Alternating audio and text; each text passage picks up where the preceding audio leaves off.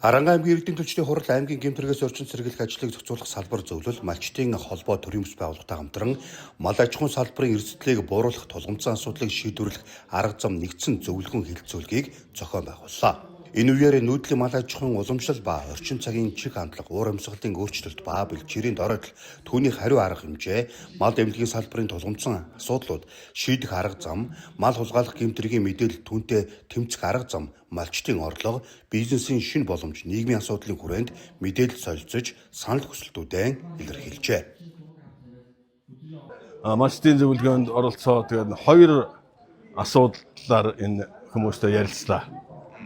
За нэгдүгээр асуудал бол малын эрлийцжүүлэг бол мал сайжруулах арга биш гэдэг сэдвээр. Тэгээд эрлийцжүүлгийг бол одоо хуулиар зохицуулсан ийм үйл ажиллагаа.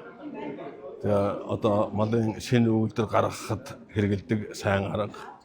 Хоёр дахь асуудал бол одоо мал сүргийн вакцинжуулалтыг. Тэгээд вакцинжуулалтыг өвчин тус үрээр нь тус нь авч ярьдаг. Ийм асуудал нийтэд нь одоо тэр вакцин хэрэгтэй эсвэл хэрэггүй гэж ярих боломжгүй. Өвчин тус үрээр нь тусны ярьдаг. За ерөнхийд нь ер нь вакцинжуулалт бол мал сүргийг эрүүлжүүлэх арга бишээ гэдэг талаас нь ярилцлаа. Хууль бус үржүүлэг бол гэмт хэрэг юм а гэдэг. Энэ Монголд одоо адууд явагдаад энэ Монголын өв соёлыг устгаад малчин залуучуудыг сумандаа наадах боломжгүй болгоод малчин өвгчүүдийг аймагтаа наадах боломжгүй болгож хэлийг задуу шүү дээ.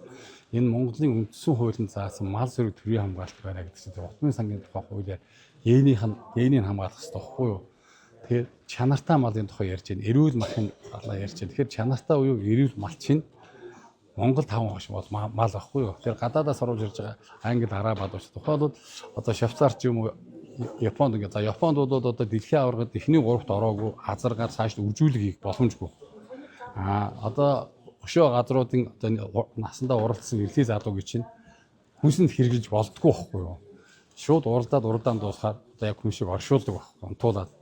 Тэгтэл тэр одоо адуунуудын бараан хадууг авчираад Монгол хамгийн сайн хүн дээрээ гიშгүүлээд дараагаар нь тэрүүгээр нь уралдаж наадам өнгөрчээд нөгөө хүн амын эрүүл мэдээд тэр одоо баян юм тариагаар бордцсон малыг одоо Улаанбаатар хотын зах зээл дээр өгөөд шээ.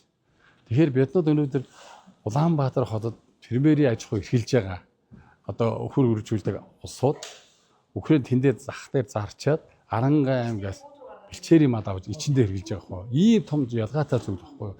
Аймгийн иргэдийн төлөөлөлтийн хурлаас энэ оны эхний хагас чиглэл сумдыг бүсчлэн малчтын зөвлөгөөнийг зохион байгуулсан. Энэ үеэр Аранга аймгийн хөгжлийн гол тулгуур болж байгаа хөдөө аж ахуйн салбарын үйлдвэрлэлийг нэмэгдүүлэх, малчтын нийгмийн асуудлыг шийдвэрлэх, бэлчээрийн менежментийг сайжруулах, малын хулгайн гэмт хэрэгээс урьдчилан сэргийлэх, хууль тогтоомжид өөрчлөлт оруулах зэрэг саналууд ирсэн байдаг. Энэ удаагийн малчтын зөвлөгөөнд оролцогчдод Монгол ахуй, нүүдлийн мал аж ахуйн үйлдвэр ухсааг хадгалж, эрлийцжүүлэхгүйгээр өсгөн үржүүлж хамгаалах, машинд мал мөргүүлэх ослоос хэрхэн урьдчилан сэргийлэх, малчтыг тэжээл тарихт нь дэмжлэг үзүүлж, хөнгөлөлттэй зүйлээр техник олох боломжийн талаар вакцины чанартай байдлыг шинжиж байгаа эсэх, малаас гарч байгаа арьс шир нэхийг шилж авах гэх зэрэг олон саналыг хэлжээ.